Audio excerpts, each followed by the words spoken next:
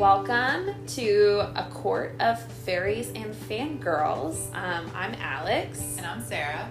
And this is a Sarah J. Maas fan podcast where we are obsessed with her books and can't stop thinking about it or talking about it. So we figured, why not record us thinking and talking about it? So we're going to break down chapters, go through each book separately, go into character analysis and any thoughts or kind of theories that we have about books, characters, plots, etc. And maybe play some fun games along the way. Exactly. So welcome and enjoy.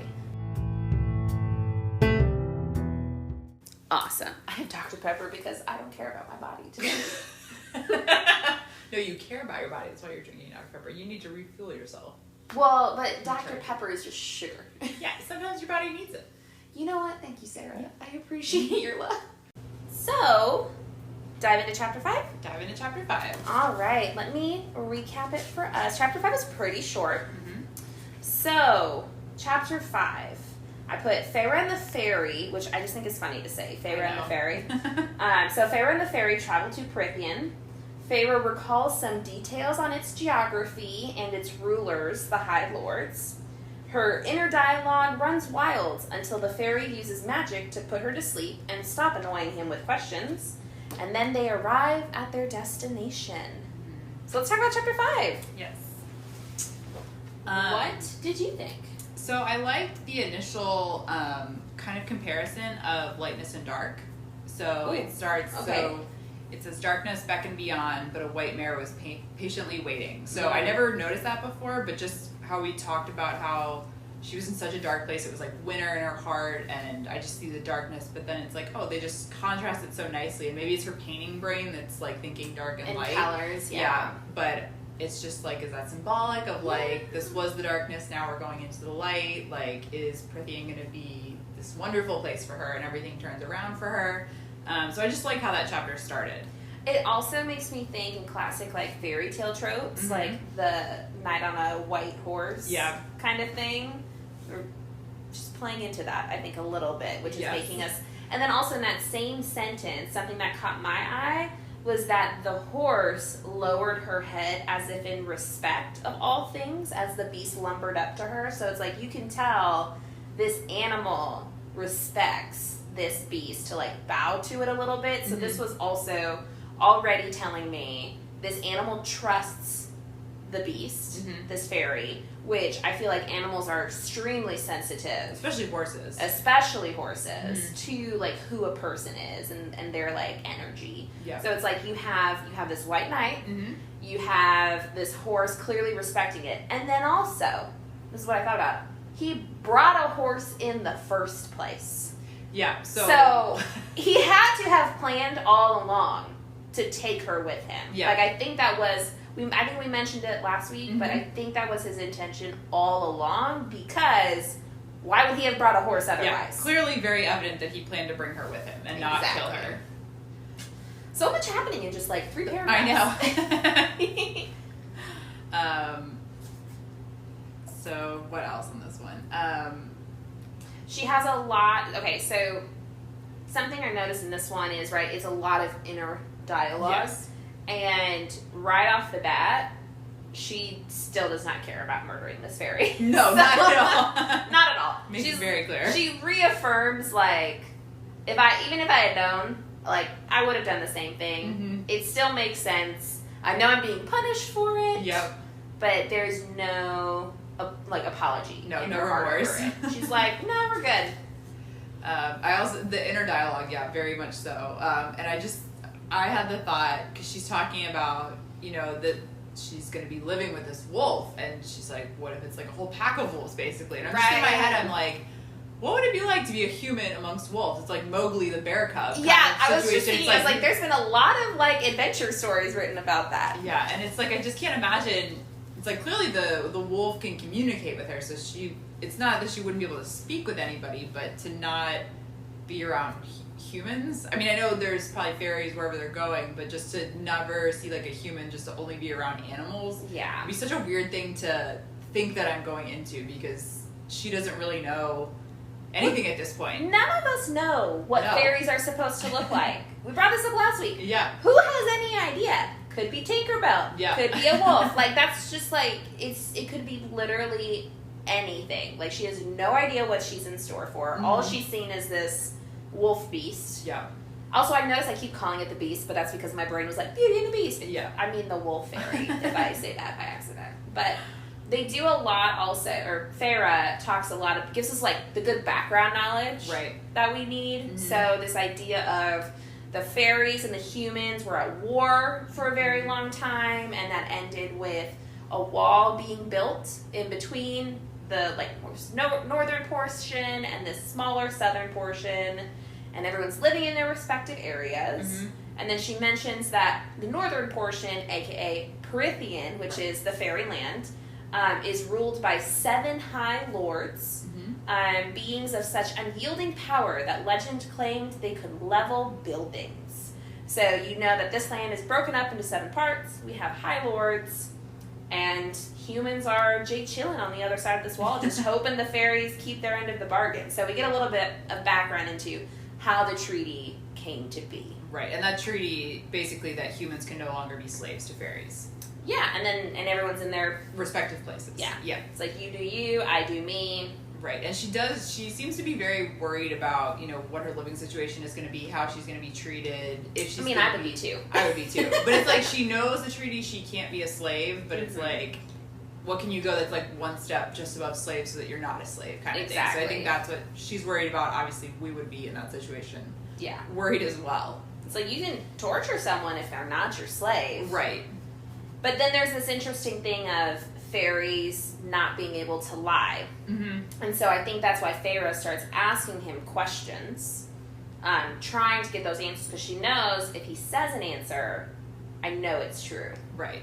So that's what we kind of start to see, not to, like, spoil ahead of the rest of the chapters in this section, but that's what we see kind of consistently throughout this is Farah mentions in here they can't lie, so I'm going to be asking questions, and she asks questions. Yeah, and I think the biggest thing for me in this chapter was, it's like the very end, she's basically like, my prisoner, my salvation, I couldn't decide which. Yes. And I was just like, that basically frames the question for the entire book. It's like, how is this going to be? Is she going to be tortured, and is she going to be suffering the whole time she's there really trying to escape, or is this going to be that white period where it's like everything just gets rebirth and light and all the positive things? So, but like, her life was not great before. No.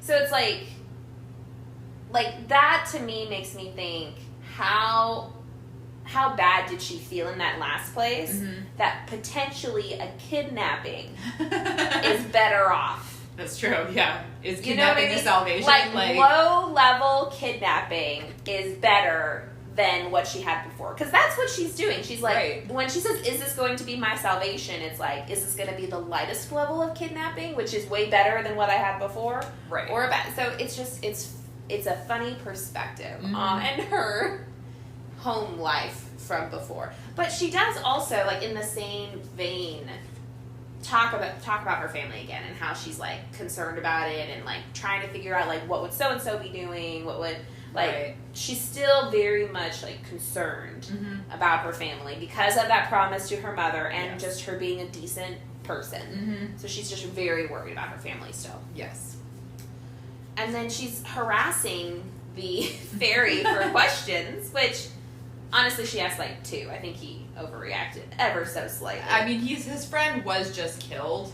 This fairy, was just killed. So he has every right to be angry. And, I mean, clearly there's a wall between humans and fairies, so they might not like each other. So for him, it doesn't seem like that outrageous for him to be annoyed by her questions. Plus, she's like a 19-year-old girl, and he's... Yes. Yeah, we clarified. She is 19 years old. Not 17. Not 17. Alex is wrong. We were basically the same age. It's fine. But yeah, so it's like this fairy, whoever is however many years old, like having to deal with like a 19-year-old girl, probably just doesn't want to deal with that. Yeah. Something though also that I think is just interesting to point out is magic being associated to a metallic scent. Yes. So, like, that's how you can kind of know, like, something magical is happening around me, even if I'm not experiencing it. You can just tell there's magic existing. It's like a scent that comes off of the magic. Right. Which isn't, yeah. And then... I didn't really... That was really... Yeah, it was such a short chapter. It was. There wasn't much. But yeah. She also calls it a beast, so I'm not crazy for calling it a beast. No, you can... I thought that was just my association. Did you have this as a neutral chapter? Yeah, all of these chapters were pretty neutral for me. Like this is a very intro to Prythian. It's kind of explaining everything, good background, good everything. Yeah. So. Which also, just real quick, I love how details of Prythian are slipping in. Yes. Like via her inner monologue, via the details we see in the next few chapters. Like it's told, you're getting. She's not telling us what Prythian is. She's letting us experience Prythian, which I just think is really cool. I agree. Okay, so chapter 6. Chapter 6. Let's keep going. Let me get to the right page. Chapter 6 was longer. Mm-hmm. Okay, so chapter 6. So Feyre has arrived at the beast's lavish home, full of food and opulence. The beast shifts into a male and attempts to offer her food. We meet Lucien, who does not want Feyre around at all. And we also meet Alice, a servant, who cleans Feyre up and seems to be a friend, giving her some helpful advice. So lots of meeting people, which is exciting. Yes. We're like, finally, like, more characters. I know. Yeah. And especially characters with names, because the beast still is nameless at this point. Still nameless. I was like, I've been waiting for it. I'm like, when did they actually say his name? I know. It's so funny. But it's, the main thing that we're getting in these first few pages is this home is ridiculous. There's like gold everywhere, and it's so like opulent. And you're like, I could imagine as she's going there, she's thinking, like she has no idea what she's going to. She'd be imagining a cave for all we know. And then she sees that, and it's like jaw hits the floor. Like, and it's not just the building itself; it's everywhere. It's like these rolling green lands and like beautiful gardens. Yes, because it's spring there. Right. It's spring. We literally transitioned from dead of winter to just lovely spring. Yeah, and she's like, I can't even paint it because I couldn't do it justice. Which is like, I'm like, how beautiful is this place? I know, I can only imagine. But she does say, however, it was empty and silent. Like that's so it's like this eeriness to it also. Right, so you're like, why? Why is it this beautiful empty place? Mm-hmm. But also, as she walks into it, she, or I guess rides into it. Yeah.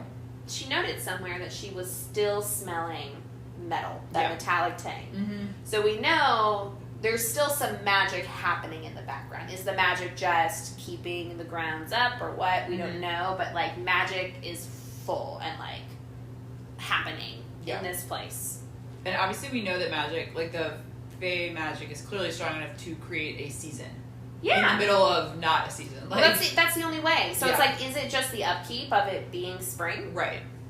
In the dead of winter? Right. And like, how powerful are these people, like these creatures, if they can create a season? And like, how? How do you create a season? That's a great question. But like, for the fact that it's spring in the dead of winter, it's like, wow, these guys are seriously powerful. Yes, you should be afraid. Seriously. And then she walks in and she gets to the table where there's just food galore. Yeah. I was so impressed with her though. Like the fact that she talks about how like they've been told, you know, never eat or drink anything like the Fae give you because they'll be able to control your mind and your spirit. Yep. And it's like she gets off this horse, she basically blacks out and can't even walk because she's so hungry. And they present her with this like enormous amount of food and she's like, no. Just says no. Like that's it. I'm not eating this. Like what willpower? Like that would not be my first thought because it's like I'm already prisoner. Yes. I'll be stuck here forever. Even though she has this notion that she's going to escape, just that's all she's thinking about. But just to not eat their food, I'm like, you're already a prisoner. Wouldn't that be the least of your worries at that point? Right. Like if I miss a meal by like 2 hours, I'm like, I'll eat anything that comes in front of me. I can't imagine what she's feeling with that. No. So I was so impressed with her willpower to just say no to all that food. Yes. So I was just... Well, and also, she's not saying no to a wolf anymore. Right. Because he shifted out of being a wolf into a man. With a mask. Or I guess a male. It's a male. A male. And he has a mask on. Right. This like opulent. It's I keep using the word opulent. I don't know why that's my favorite word today. It's exquisite golden mask embedded with emeralds shaped like whorls of leaves. And she just thinks it's absurd fashion. She's like, you look ridiculous, but whatever. But I think that's like totally reasonable to assume. Who knows like what fey fashion is? So it's like if you see somebody in a mask, you're like, oh, okay. Every day. There's certain words that I associate to the modern world that when they are introduced in fantasy worlds, like the word fashion. Yes, I understand why it would exist in this world because they wear clothes, but in my brain, I'm like, fashion? Fashion's not a fan. I don't know why. I don't know why that like idea just doesn't click with me. But there's like random things like that I'll hear in fantasy books, and I'm like, I don't know. But it makes sense here. But yeah, so he's in this mask, and so all you're seeing is like the lower half of his face. Yep. And it also, like, I just think about every, just like, there's so many like characters in history that use like something over their face, and you're like, oh my gosh, they're a completely different person. Yeah. Like, just whenever I think about masks, like a Cinderella story, and like those kinds of things, I just remember those circumstances. So part of me is like, is he hiding something? Yeah. Does he not want to be recognized? Like, why is this mask existing? So we'll see. But he has a strong jaw, so we know. Yes. So it's like, not only is she denying food. Right. Period. She's denying it from that strong jaw. Yes. And that takes an extra level of willpower, I think. But she's not having it. It's so funny. Like, we're being mildly ridiculous, but she's like, I don't care how pretty you are. No. I think you're ridiculous. And I just think that's funny. Yeah. So, okay. So this fairy is trying to convince her to eat. Right. Now. And she's just like, it's not safe for me. And he's like, for the love of God, just eat. It's fine. You're fine. I promise it's not poison. Yeah. And so she hears that, and we know they can't lie. Right. But she still says no. Yeah.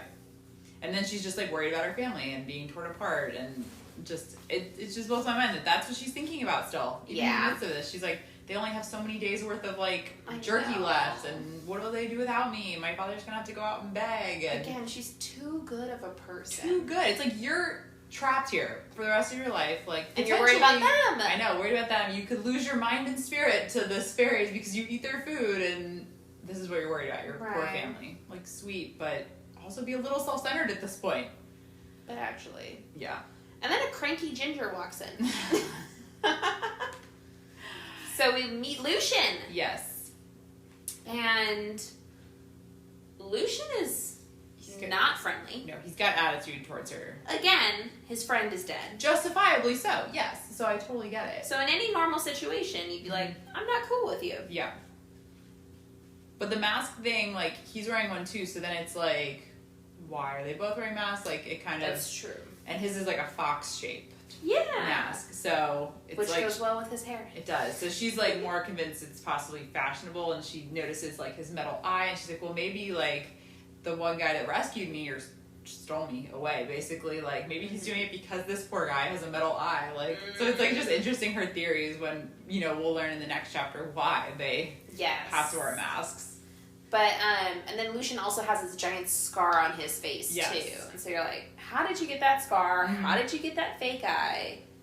And could you calm down, please? Yes. And then Alice, we meet Alice the servant, who takes care of her. And, I mean, the one thing that she says that's, like, so important that will come up later on is, you know, if you're wise, you'll keep your mouth shut and your ears open. It'll do you more harm. It'll do more good here than lose a tongue. And keep your wits about you. Even your senses will try to betray you here. And for me, like, that's just... I can't even consider that. Like, as a human, all we have are our senses. Like, to accurately, you know, like, see, taste, touch, everything. Like, that's how we, like, truly know what's going on. Because I feel like in our heads, we think something might be happening, but it could just be...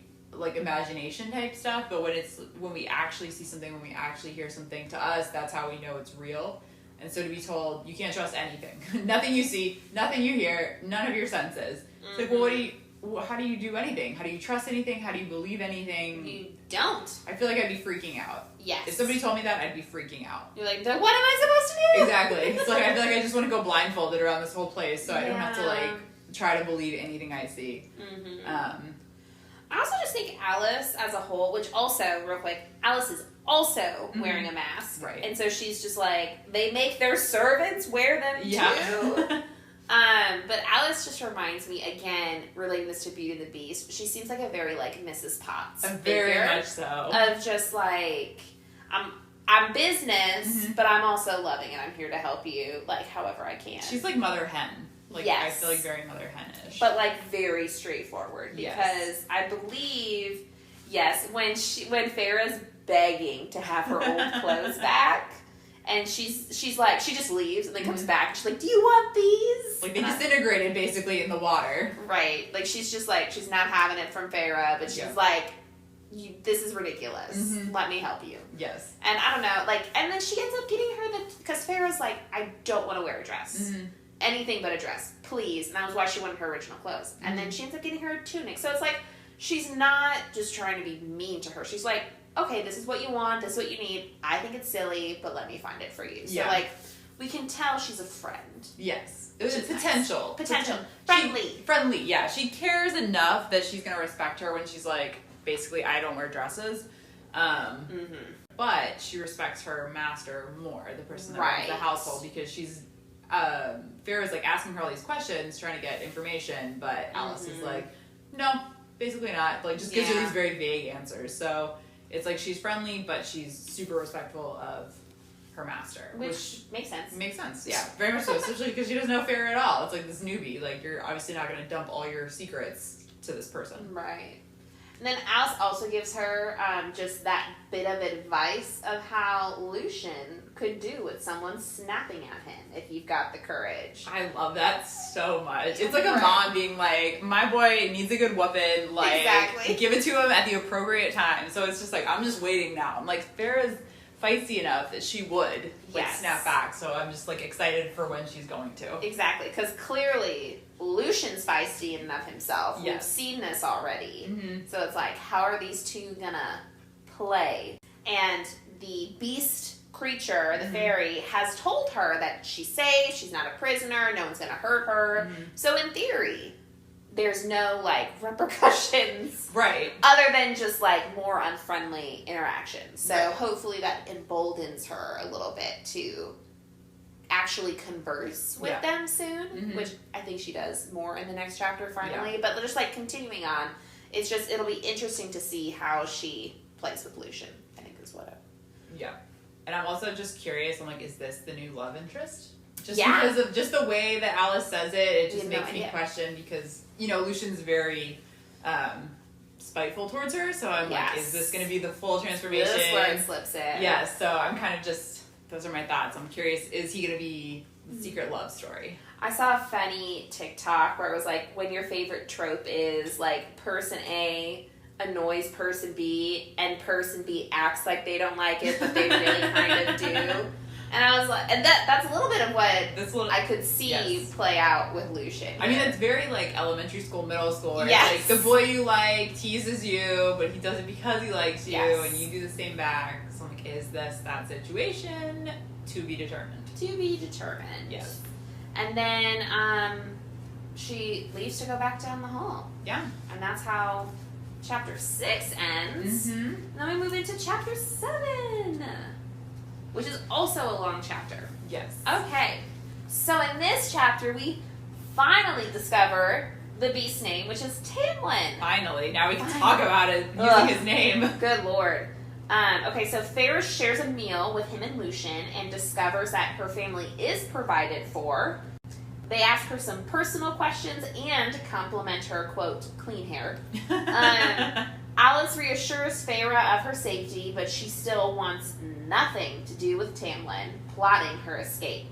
And we learn of a sickness in Prythian. So much happening in this chapter. Yes. All the things. So let's start at the beginning. So she finally goes back to the table where they're eating. Yes, and we learned Tamlin's name because of Lucian. Thank you, Lucian. Thank you, Lucian. Yes, because we just want to drop the name, and now we can. Yes. So we learned that, and according to Tamlin, Farah is basically just to live out her days doing whatever she wants. Her family's taken care of, but like, what a crazy thought for her. Like, that's all she's literally done for the past 8 years is take care of her family, and every waking moment has been spent taking care of her family. So she wakes up at dawn, goes out hunting, comes back at night. She has no free time. Like, she's mentioned that she wants to paint, but that can't just be all of her day. Like, she doesn't understand that. That's not a concept for somebody that's only ever worked. Well, and they ask her, like, don't you like anything else? And she doesn't admit painting at that point. But it's funny, because it's like, because Lucian's a little snarky about it. He's like, of course you humans, like, don't care. And it's like, no, her life before was, like you just explained, busy providing for her family. So it's like, that's why she doesn't have any hobbies, you jerk. Yeah. But then, but Tamlin says he'll provide for them, but it's like, what does that mean? Right. And that's what she's questioning. She's like, but what do you mean provide for them? Right. Is it going to be like what they had now, like where it's like jerky for like a week and then, you know, starve for a few days and then jerky again, kind of like what I was doing? Or is it going to be what you're providing me, basically, with like this lavish, opulent lifestyle, which I highly doubt that's what she's considering. She's more thinking along the lines of, you know, maybe they don't have to beg in the streets. Right. But he does say, and I thought this was so sweet, he says, you think so low of fairies that you believe I'd take their only source of income and nourishment and not replace it? Like, that's just that next level of thoughtfulness. Because, again, doesn't have to do it. No, not at all. But Farah's, she knows that fairies have to tell the truth, but she also knows that they manipulate the truth. Right. That's where she's functioning. So she's like, I know you're saying these things, but how are you manipulating the truth? Right. But it makes me like Tamlin already. Just the fact that he was like, I would never like leave your family to starve, basically. Yeah, he's definitely like putting off those vibes between that horse before and this situation. Like, he knew this had to be done because she killed a fairy, but he's trying to make this as painless as possible for her. And you're kind of like, why? Right. But that's what he's doing. Yeah, but it's like, I respect that. That's super awesome. Well, and just in, you know, complimenting Tamlin at this point, right before they're talking about that, he gets up, because she's still refusing to eat, makes her a plate of food, and is literally serving her meal. Yeah. And makes a note that, like, the High Fae don't do this for humans. Yeah, it's a huge honor, basically. Right, and so, just like, in many ways, you can see him kind of humbling himself a little bit and trying to be kind to her. Yeah. Again, mildly suspicious. But gives off good vibes initially. Right. And he clearly has this friendship going with Lucian. Like, they're bantering this. You're like, oh, you guys are close. You guys are probably, like, more brotherly than anything else. Yeah. But definitely, like, Tamlin is definitely more in charge because of just, he'll tell Lucian to stop, and he does. Right, he puts him in his place. So you can at least just see the power dynamics there. But Tamlin at least respects Lucian in that he's letting him say, you know, things that a person that you weren't cool with, you'd allow them to say. And then that just, so that kind of leads into like the next little part, which cracks me up. It just seems like typical guy questions where they're asking her like, oh, did you, like, have somebody back home? Like, do you love anybody? Like, blah, blah, blah. It's like all these... Well, no, those feel like girly questions, honestly. They are girly questions, but I was like, what dudes to just be like, oh, like, tell us more. Like, yeah, they're doing it so awkwardly that that's the... It's very awkward, but they're like, it's like girly gossip. You're just like, ooh, tell me everything. That's so funny. So it's just like cracking me up. I'm like, why do they care? And she's wondering the same thing. Like, why do these guys care? Yes. She's literally... LOLing. Yes. But this is like, it's so important. Like, this is such a big deal, like this information, like later on in the book. But it's like, as of right now, she's just like, why are they asking me these dumb questions? Well, and Tamlin says, and again, in talking about Tamlin being decent, he says, we wanted to learn more about you since you'll be here for a good while. And so it's one of those things where it's like, are they just literally trying to get to know her? Yeah. And she's so standoffish at this point. She's finally started eating, thank goodness. So that's a little bit of trust being built, but she's so standoffish to them that I think they're trying to break that down. Yeah. And she again, like I mentioned before, she keeps asking them questions. Mm-hmm. So she literally asks, like, why be so generous? Yeah, I was just going to point that out. Oh, I love what Talon says. He goes, I kill too often as it is, and you're insignificant enough to ruffle this estate unless you decide to start killing us. A, it cracks me up. Yes. But also, B, it's like, we're getting a little bit of a picture for him. So he has to kill things, but doesn't like to. Yeah. And so there's this inner battle that clearly is going on with him that he's trying to almost balance it out, I think, with his interactions with her. Yeah, like doing a good deed to balance out, like, the killing. Yeah, that's kind of what my initial vibes were. Is like, oh, is this his way of compensating for all of the death that maybe surrounds him? But also, it's like he says this, like, nice thing that you're like, oh, like, maybe he's a good person because he's trying to balance it out. But also, like, what a nag, like, what a stab at her. Like, well, you're so insignificant enough that you won't even, like, make a dent, basically, at this estate. Like, yeah, but him and Lucian are so sassy in this month. Which, again, their friend's dead. Right. So I think they're allowed to be a little sassy. But it's so, like, it's such, like, a subtle, like, insult because it's, like, in the midst of, like, trying to say, like, something nice and, like, being this good person, but it's just like that little jab of like, hey, I still don't like you, but like I am doing this because I'm trying to be a good person. Yeah. So, but like, what a way to make you feel good about yourself. Like, so insignificant. And it's like she knows she's insignificant in the land of the fairies, but you don't need to be told that you're insignificant.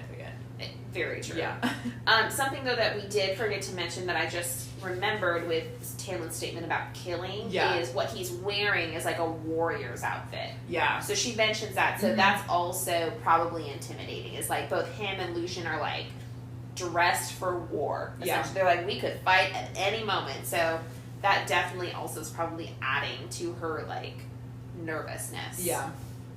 And then the masks. We finally learned about these stupid masks. Yes. They were wearing them for 49 years. Ugh. I was like, that just seems the most miserable thing ever. I just think about wearing anything for like 3 days straight, and it just makes me mad to think about that. So 49 years in a mask, that would just be absolutely horrible. Right. And so they kind of said like there was a masquerade, and then there was this like surge of magic because of this disease. Right. And it stuck the masks. Right. And you're like, I don't understand how that works, but like, sure. Yeah. But you're like, that sucks for you guys, but. Yeah. But it's interesting because it's like, they're wearing a mask, but they're alive and well. Right. So it's like, they talk about this being a blight and a sickness, but I'm like, you're pretty much fine. Right. Other than wearing a stupid mask. So what actually, I'm like, there's more to this that you're not explaining. But he does say that, like, the magic has, like, his magic even has, like, sort of depleted, or, That's like, true. it's not It's as much. lessened. So it's, like, we know that, like, he's not as powerful as he once was. And also, we know that he's at least, like, decades old, because of the fact that he looks like he's, like, young looking, but it's, like, he's been wearing a mask for at least 50 years, so we know he wasn't a baby during this time. So we know he is definitely old. Yeah. But he says, like, you know, the magic has, like, kind of stabilized in where it's at right now, so... But also it has the potential to, like, spread into her homeland, so she's obviously freaking out of, like, what's this going to do to her family. And what does it do to humans? If it, like, decreases fairy magic, how does it affect humans? Right. So this is all, you know, what's going to happen. I feel like we're going to learn more about this as the story goes on. Yeah, for sure. But it's so funny because... it's as he's telling her this. He's finally, like, telling her something, answering her questions. And then he tries to go on a walk with her. And she's like, bye! Yeah. Like, no thanks. No walk with you, sir. It's like, have you not heard of positive reinforcement, Farrah? Right.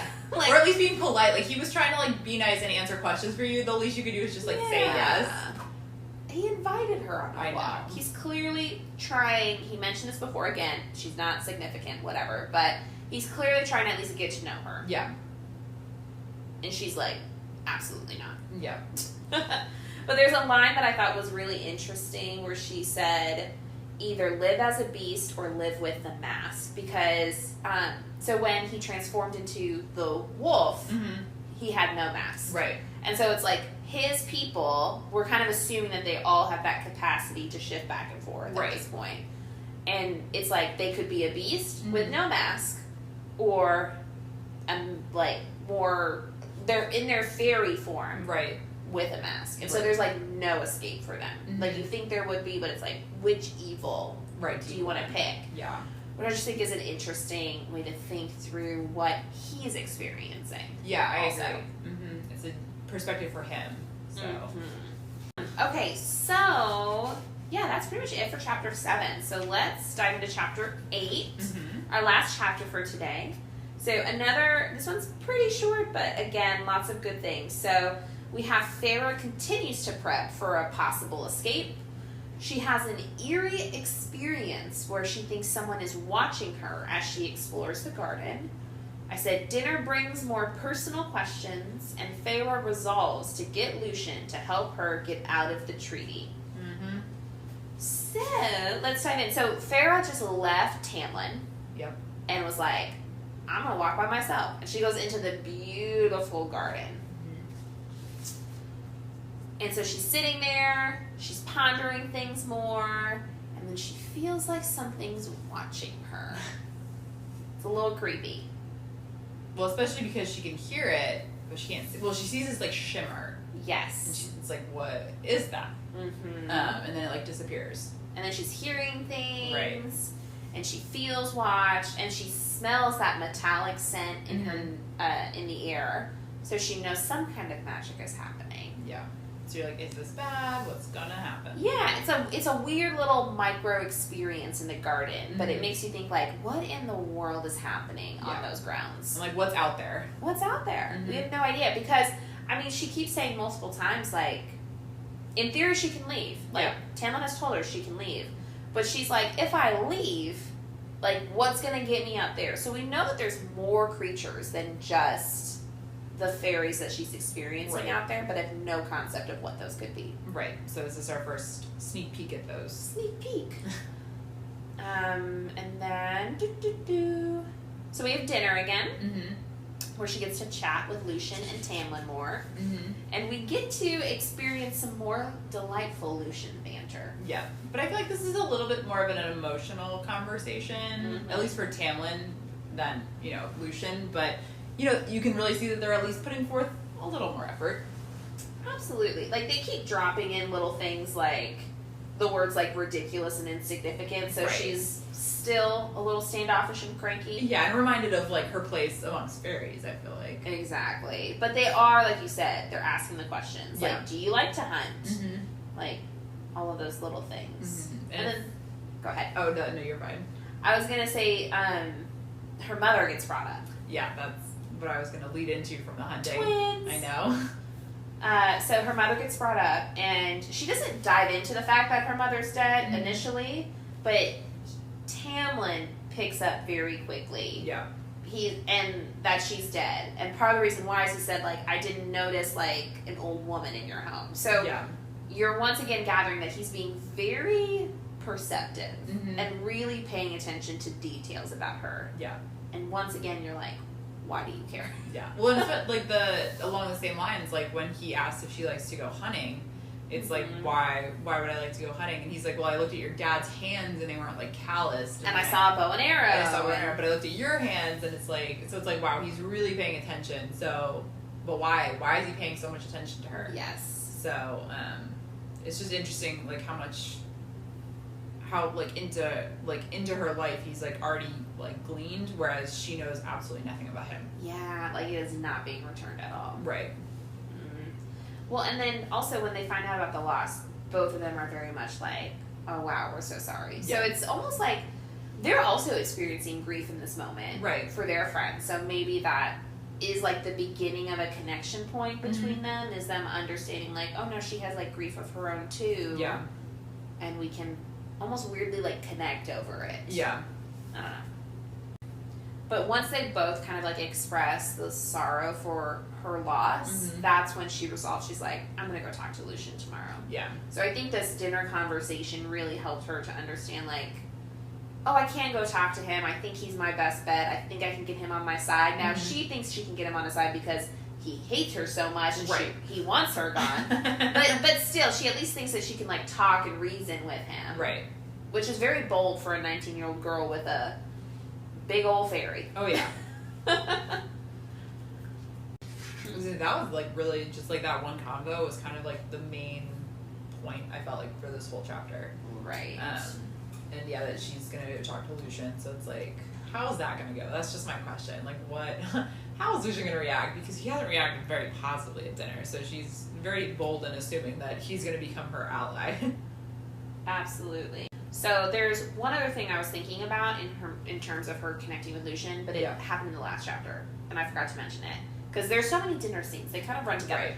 But in a different dinner scene with Lucian, when Farrah's chatting about trying to get out of this, essentially with her and Tamlin and Lucian, Lucian's like, "How do you even apologize?" Yeah, and she's like, "I'm sorry."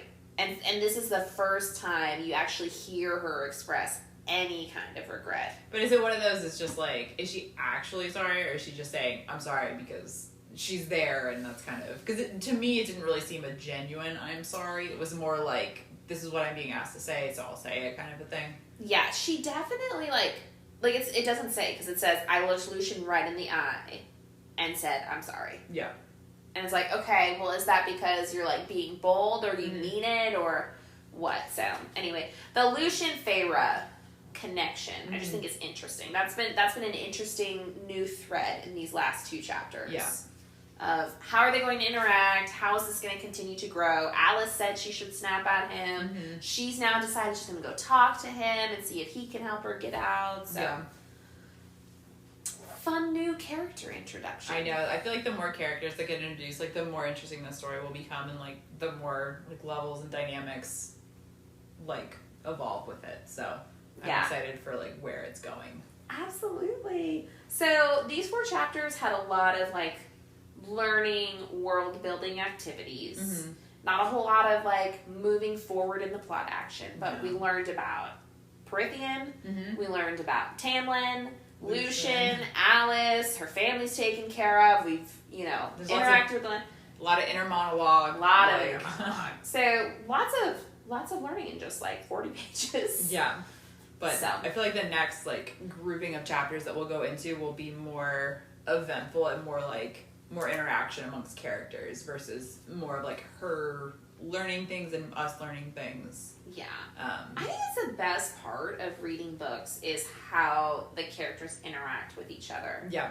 Like, I love a good, I think there's some of the most beautiful writing in the world, but it'll be just pages of just writing, and then there's no character interaction. I'm like, I want to see how this plays out. I know. But it's so important, I feel like, for a fantasy novel to build up what the world is. Oh, absolutely. At this point, I feel like I have a very good understanding of this world and what's going on. Yeah. And I've read 4 chapters of the book. I'm like, oh, okay, I kind of am getting the dynamics. Yeah. It's like I can visualize some of it, so I'm sure we'll get more of that as it goes on.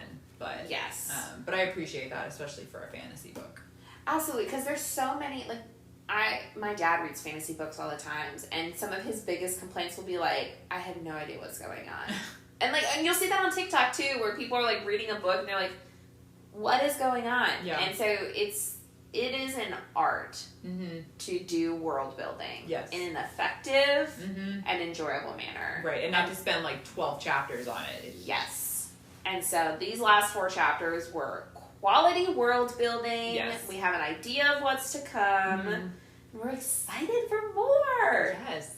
So next week, we're going to dive into chapters 9 through 13, which is really us just continuing to get to know the Fae. Yes. And learn more about everybody and get people talking to one another. That's really the main point, is those, we have a high level understanding right now, and next week we get to have a more interactive understanding. Very exciting. It's exciting. So that was chapters 5 through 8. Next week is chapters 9 through 13. Thank you so much for listening to A Court of Fairies and Fangirls, a Sarah J. Maas fan podcast. Please rate, review, and subscribe. And let us know what you think. Jump in on the conversation. We look forward to chatting with you more next week. Bye-bye.